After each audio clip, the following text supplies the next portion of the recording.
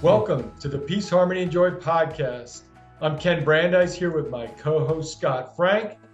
Scott's the guy who literally wrote the book on the topic, Peace, Harmony, and Joy. Hey, Scott, we've got a great guest today. Tell us about Chris Eaton. This is someone I met really in the last year, and it was a real gift because I was going to, it was a class on leadership training, and I knew there was going to be some meditation in there.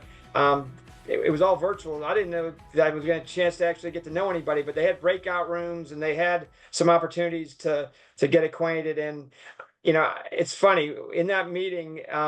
It was him and his wonderful wife, April. And I could just tell both of these people were truly living peace, harmony, and joy. And what I didn't know at that time was their journey. And I asked to talk to them afterwards. I said, hey, we got a lot in common. I think it'd be great to have a conversation.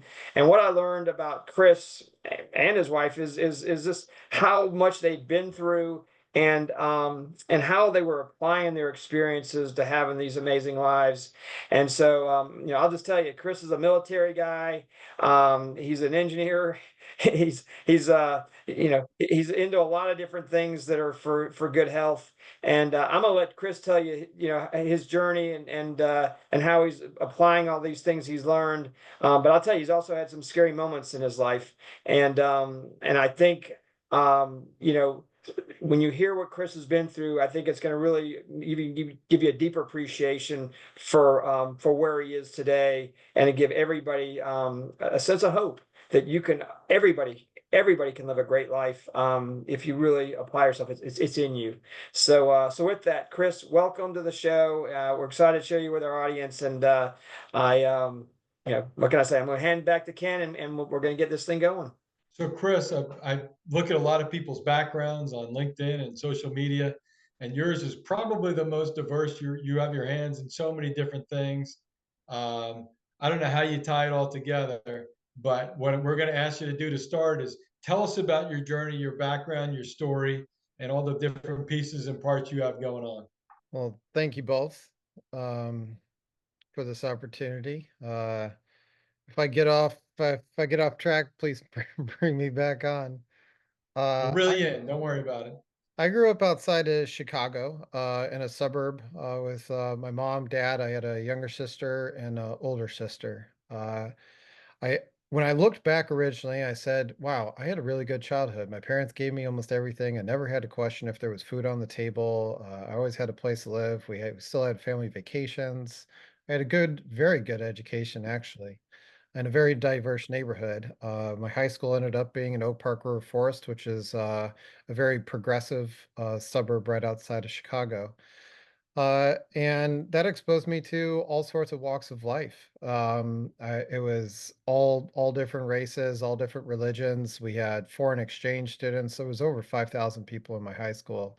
And I think that was one of the grounding things that really turned me into the man that I am today. Uh, from there, I ended up going into the military, and I went to Virginia Military Institute, got a degree in mechanical engineering. Enlisted while I was in college, bringing a little bit of extra funds. Plus, one of my senior mentors said, you can't lead if you haven't been. So I decided to enlist. And then when I graduated, I became a military officer, and I led troops for the next 4 years, 15 months, which was in Baghdad. Fantastic experience. Being over there, getting to lead troops. Something they don't tell you as a military officer is you're going to pretty much be a life coach. You're not just doing things for the government and accomplishing the mission. You're trying to inspire the men underneath you. And it wasn't all on my own. I had an amazing staff. Smoke Brodus is one of mine, that worked with me to raise these men. And that's talking to them about their finances, about their personal lives, about their marriages, about being a good dad, saving money, and then not doing silly things that are going to end up getting you hemmed up afterwards. Meaning, make some good life choices as best you can. And then on the bad nights, maybe picking some people out of jail or taking them to the hospital and making sure of their well-being. I didn't realize I was training to be a parent uh, later in life. But we had a great time. I've been to 45 different countries. I love travel. I love culture, and that started in Chicago. Um, one thing that I found among all of my travels is that, well, everyone just wants to live a peaceful life. They're doing the best that they can to make the best money that they can to provide for their family, to put food on the table, to give them shelter. And I found that as one of the greatest common denominators of all humans across the world. But yet, that's not exactly what I was taught in the classroom growing up. So I love traveling. I love meeting people and experiencing the cultures. Now, I wasn't exactly trained. I missed the whole memo, or maybe I slept through the class, which maybe I'm guilty of a little bit. But I had no emotional intelligence. Uh, if I experienced something, I did not know how to navigate it, so I just wrote it off. I put it into the same category of, wow, that was a weird movie that I watched. You know, those horror movies. We're not sure why we watch them. You just kind of shove it to the side. And you're like, I don't know what that was. So when I grew up, I experienced things. I was shoved in lockers. I was jumped a lot, and I didn't understand why. I just kind of put it to the side, and that continued through high school. And then, of course, I went over to Iraq, 15 months with the military, and then another 3 years as a civilian contractor. And I experienced a lot of things that I don't really talk about, but when when I did experience them, I put them into the same category. And so when I got off of active duty in 2010, I still had not dealt with any of that, and it all caught up with me in 2018. I kept coping for many years, just drinking alcohol, or watching a movie, or going out and doing something crazy, or finding adrenaline rush. I'm a huge scuba person. I love scuba. But it does have an adrenaline rush side. And so I got into scuba, then I got into technical scuba, and then deep scuba. And it's a passion of mine. It's serenity. It's maybe going to be chapter 17 of the next PHJA book of why scuba is therapeutic. Um, but yeah, so it all caught up with me, and I hadn't realized that between my physical chronic pain with my back, some injuries from the military, and then the undealt with 39 years of emotional trauma would ever catch up with me. So I bottled it all, and I tried taking my life in 2018. When I woke up that following morning, I asked myself three questions. How did I get here? How do I never go back? And how do I help others do the same? Since then, 2018, I spent the next 5 years going through, taking all these medicines that they offered for anxiety and depression and this and that. And then I went through therapy. I went through church therapy because I have a very heavy Christian influence in my life. But then I went to other psychotherapists and other doctors, and they all kept sending me the same repeat message of, yeah, you're going to have therapy and counseling the rest of your life. You're going to have to take these pills, and they'll just be part of life. And I said, no, no, this doesn't sound right. And so in 2023, I ended up meeting a psychotherapist who led me to the book called The Happiness Trap, which is a story about how you are not your emotions that you experience. They're just things that we pass through. And once I really understood that the emotions, no matter how heavy they are, no matter what the thoughts are that are coming across your mind, you're still not that. You're a sacred soul. You were sent here. You happen to be in this body. You happen to have those thoughts. You happen to have those emotions. But the person that's in charge is your essence, is your soul. That's your spirit. And once I had grasped on that, I began to really understand of where I had gone in life and gone awry, and why I had in 2018 tried taking my life, because my identity was wrong. My understanding of life and what it is to live and thrive was misperceived. And so I had to go back, and I really dove deeper and deeper into understanding of how I had spiraled down. And so I could get other people to come back out with me. And what I had found was, one, I had no daily practice. I didn't know how to change from negative to positive. I didn't know how to handle intense moments. I just avoided. Or if I had a really bad day, I would watch movies and avoid it and cope and drink or do something to distract myself. But I never sat down with me and thought through it all. Well, in 2023, I also came into meditation. And that's when I learned to still myself and become silent and to slowly start dealing with the things that would arise. At the end of the day, if we don't distract ourselves when we're laying in bed, the things that keep us up at night is really your spirit trying to tell you, hey, this is something I want you to work on, Chris. But no one told me that. So I was just like, "Oh, I can't sleep tonight." And then take another sleeping pill, drink another thing. Um, and when I started working through everything, my life got a lot better. The thoughts that were in my head started getting better and better. Um, I became more positive. I became more loving. I ended up going and exploring all sorts of walks, not just Christianity. I explored Buddhism. I studied the Tibetans. I studied shamanism. I studied ancient cultures from all around the world because I was trying to seek of who are the masters of the mind, who are the ones that can have the most stillness. And Christ is one. But you can see the commonality as you begin to explore some of the masters of all walks of life, from the martial arts to the Olympians to um, even the A-list celebrities that are able to manage their emotions and provoke an emotion. So that brings me to breath work. No one told me that breath work can calm you down within minutes, but yet the special forces were taught how to do breath work, and they were taught how to calm themselves before they enter the storm.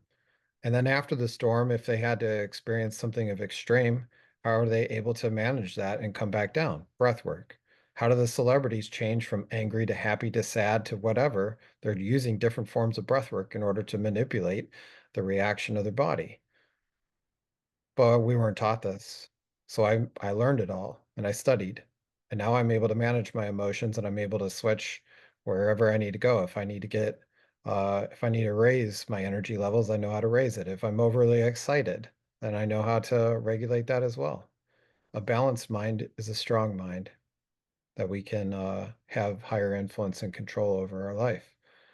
Um, and so that led me to Mendar, in which Scott had mentioned earlier that when I was on that advanced training, that I had met Scott, and that led me to PHJ.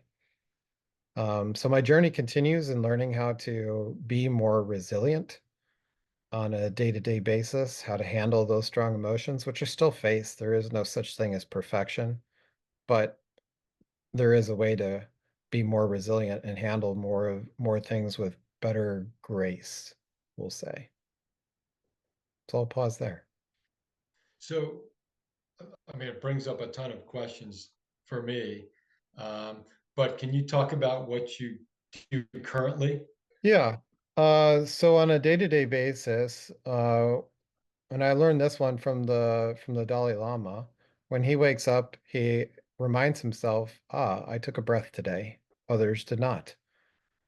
And when you come to that realization that you were gifted the breath of life and you were alive when you woke up and others were not, it gives you this greater gratitude for being alive.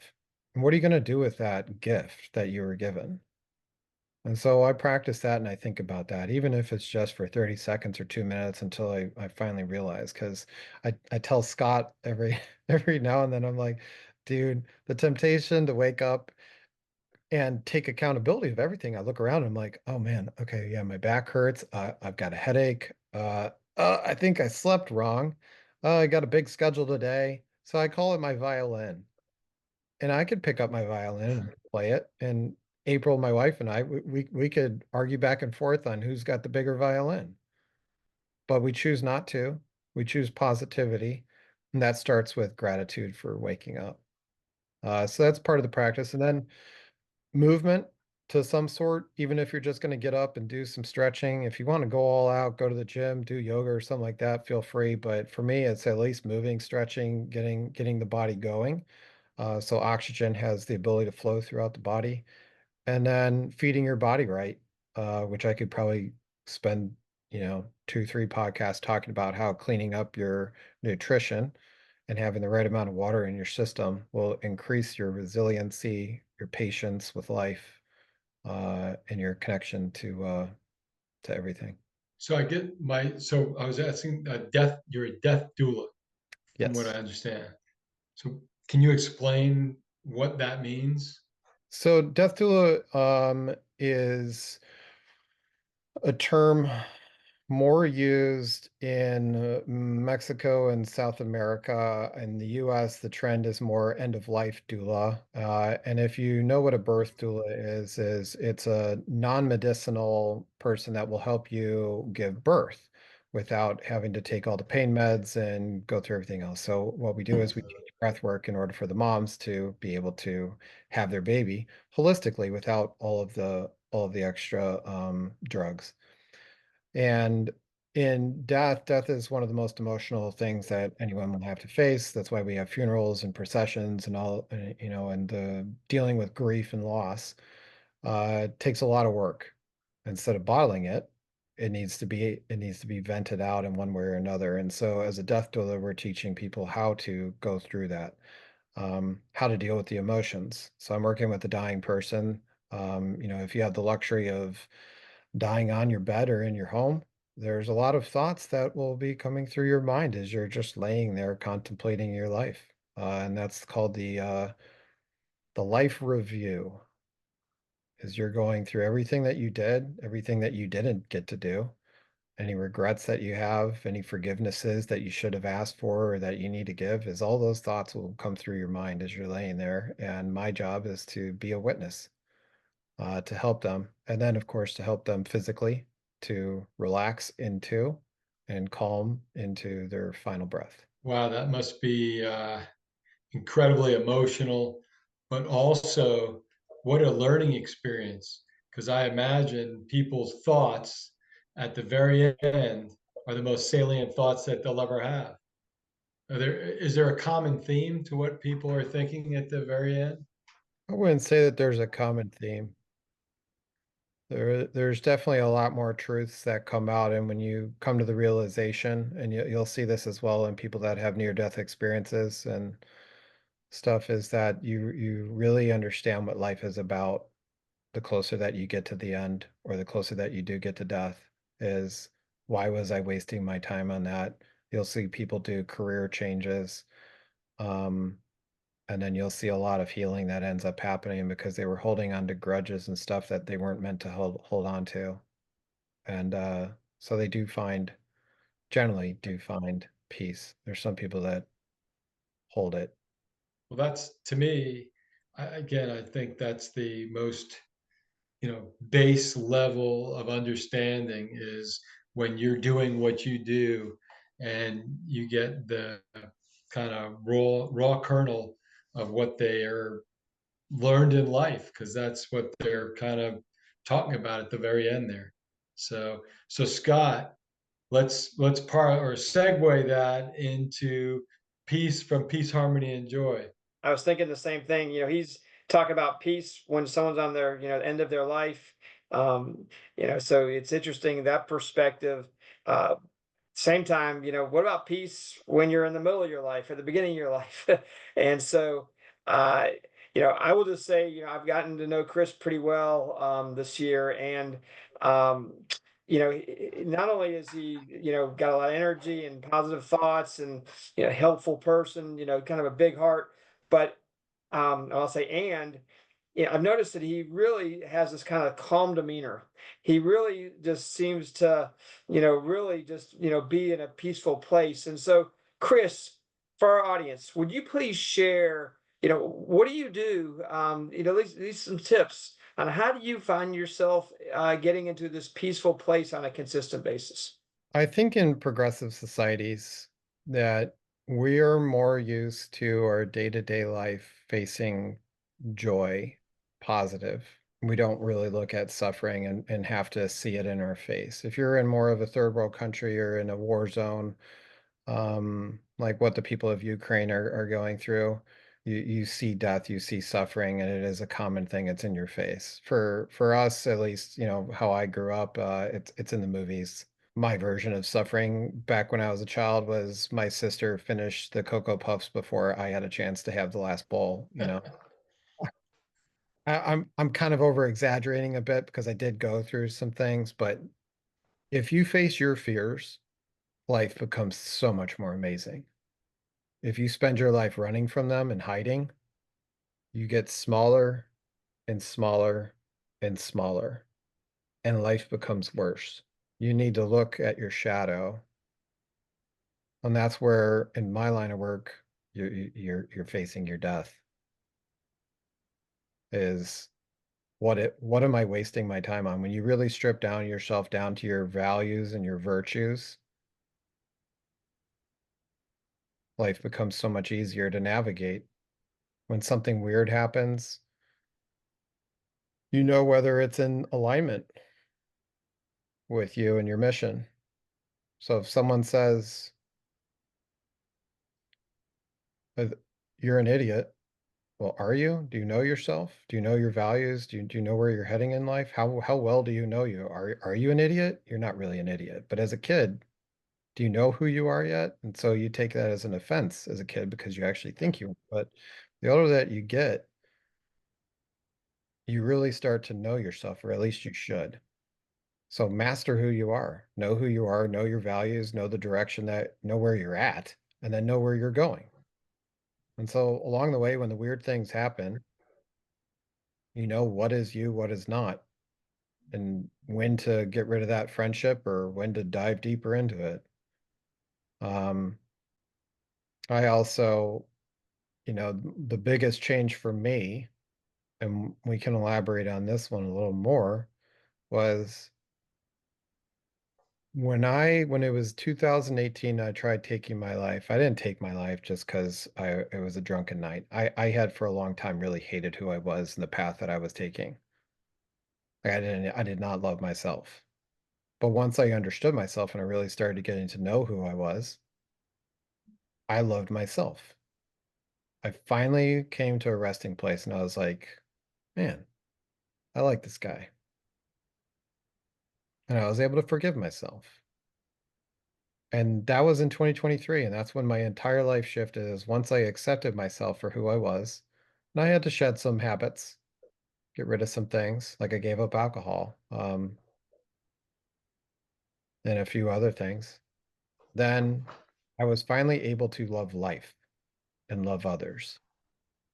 And when you truly love yourself, not in a narcissistic way, you just simply accept who you are, your faults too, your shadows. Life's beautiful because you see everyone else is in the same struggle bus. They're beautiful, but yet imperfect. Perfectly imperfect. I think I mentioned that one to you before. Yep. I like that. It's interesting. I mean, you've got a lot of things working to, get you in this, kind of calm demeanor. But just getting back to some of the things you said, you've seen suffering. I think you pointed out, I mean, most people who are watching this, their suffering is nothing compared to what you've seen. And that's, I think when you've seen real suffering, um, and you look at what's going on in your life, I mean, you're able to put things in a much better place. You got a much different perspective than most people, and I think that's got to be a really good way to deal with stress or anxiety because it's not that bad. And I also like what you talked about with your fears because you know everybody's got them, but the question is what do you do with them? And the fact that you seem to like embrace them and you basically are not afraid of them, I think that's got to be another big way to kind of keep your anxiety at a low level because again you're not worried, you know it's going to be okay. And I love how you love yourself, you love the people around you, even though we're all imperfect. I mean that's the none of us are God, right? We're all imperfect, but we're beautifully imperfect. And I think by having that kind of mindset, everything that happens, is okay. And it's just, but it's how do you get your mind trained to be thinking that? And it's, you've worked hard on it. I appreciate, just how much you put into it. Again, I've seen you in so many different situations, and you are consistent. You consistently seem to have this really calm demeanor. Now, calmness, peacefulness is the foundation we talk about with peace, harmony, and joy. But to get to consistent joy, you got to have this harmony about you. And I want you to share a little bit about, how you not only discovered your best self, but how you actually, made the change, because 2018 was tough for you, and I'm sure there's been other times in your life were tough. But what happened that you literally said, "Hey, I can live a better life. I see a better life that I was created for, and I'm going to do it." Tell us a little bit about how you identified that and how you made that change. So there's different times in life where you see what I call beyond the veil. Moms see it when they give birth. Dads experience a little bit of it when they first hold their child in their hand. You feel it when you win a gold medal, when the crowd is clapping for you, whatever it is. There's something that just gives this thrill where you're like, wow, I really struggled to earn that. And the taste of victory was so beautiful. That's beyond the veil. You can get that through breath work.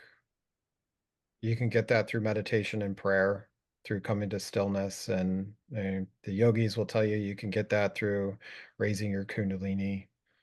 You can you can do plant medicine, which is what some of them do. But the whole point is that you're able to see beyond the veil. You're able to see that there is a better way of living, that you don't need to suffer on a nonstop basis. It's hard to see beyond the veil when you have chronic pain and every day you wake up and every inch of your body is in pain. It's hard to see it when you're a child living in an oppressed household where you're not seen or heard, or worse, you're abused, or you're in the marriage, you're trapped in a marriage, or you think you're trapped, and you're stuck. You feel stuck. So how do you see beyond the veil? Once someone sees beyond the veil, you have the taste of freedom. And so for me, when I realized that the way that I was living and the choices that I was making, particularly with alcohol, and I was very pessimistic, I was angry. I thought playing with anger was fun. I used it in satire and sarcasm. But at the end of the day, when I was laying there at the end of the night, the thoughts that were in my head were not peaceful. I was not happy. And you hear this story again and again. Like, you think making money, I made, quite good for me. I made quite significant money in the six figures, and for me, that was amazing. Yet I was still like, wow, it's not any more joyful than less than this. Like, why am I still not happy? That's because happiness comes from the stillness of true acceptance, full acceptance, unconditional love. So once you see beyond the veil, but you also realize whatever you want to call God. I found that there's many different terms of all the religions that I've seen, but um, the oneness of everything. If God is omniscient and omnipotent and He is all things and everything, I don't know everything. Therefore, I'm not God, but I am a part of it. So I'm somehow a piece of this major pie. Everything in life is part of God, divine, creator. And when you realize that you're just a piece of the pie, but then Scott, you're a piece of that pie, and Ken, you're a piece of that pie. Well, can I have divide? Can God hate God? I mean, if you just sit there and think about that for a while, you can't really hate another human being, because you know that they're perfectly imperfect the same way you're perfectly imperfect. Now, I might not like your imperfection, but that doesn't mean I need to hate you. I need to shun you. And that's full acceptance. That's oneness. That's the unconditional agape love that the Greeks talk about. That's great. And so it's interesting. Again, I like this, beyond the veil. I mean, everybody's got more to themselves than meets the eye, and I like how you have explored that, and again, to discover your authentic self, your best you. But I also like how you're translating it now to others, because it's amazing when you have peace, harmony, and joy within yourself, when you're truly living your best life, how then you can see it in other people and you can experience it and they can experience it with you. And this unconditional love with yourself, but it looks like you have this with others. So just even talk a little bit more about how you experience peace, harmony, and joy with others. I like the book Five Love Languages. It's one of my favorites, and I call it before I really understood how to love other people. I kept researching on these things because I had different relationships I was in. I was like, how to love? Oh, yes. Step one, give them kind words. Step two, spend time. So I would go to my calendar and I was like, must take out on date or must do this. I was very checklist oriented. But since I learned to love myself, love just pours out of me, man. I'm like, I'm at the store and I'm like, oh, I wonder what Scott's thinking. Oh man, that reminds me of Scott. I'm gonna buy that for Scott. Or, oh, I'm thinking of this. And it literally pours out like almost obnoxiously. I was like, you never meet those people where you're like, wow, they're so joyous. It's contagious. When you have that, the power of divine pouring through a human being is so unbelievably powerful. Uh, but now I still do that. I'm like, oh, maybe I could get this person a gift. Maybe I could do this, or it just comes out willingly. And then I have certain people in my inner circle of where I touch base with on a frequent basis, and I'm just there for them. I just like, hey, what's happening in your life? What's bothering you? Do you need to talk about something, or do you just want to go out and have fun? Um, One of the major changes is that I used to wake up and I used to have brain fog and exhaustion around 10, 11 o'clock in the morning. I'm like, why am I yawning? It's 10, 11 o'clock in the morning. And after I went through all of this and I healed my emotional state and my logical state, and I healed my connection with Creator Divine God, um, I all of a sudden had all this energy. And instead of me asking for more hours in the day, I was like, wow, today feels like it's 40 hours. I got more done in those days than ever before. As long as I am like staying in tune and each morning I'm waking up and I'm filling my cup. And throughout the day, if I experience weird things, I fill my cup back up because traffic is we don't get along. Uh, People that are out on the road. It drains me, I should say. And we all have that thing in our life, that person or that task that we have to do. And so fill up your cup, fill up your cup, fill up your cup. Yeah, because again, we try to get people to appreciate if you can feel peace, harmony, and joy within yourself. It's amazing how it overflows and affects everybody around you in a positive way. But if you don't, it's amazing how it's really hard to have peace, harmony, and joy with others. So it explains again when I've just seen you when I've been in meetings with you and just in conversations. I mean, it emanates from you, and it's just so great that you have found again this calmness, this peace, and this you're being true to yourself. You're living your best life.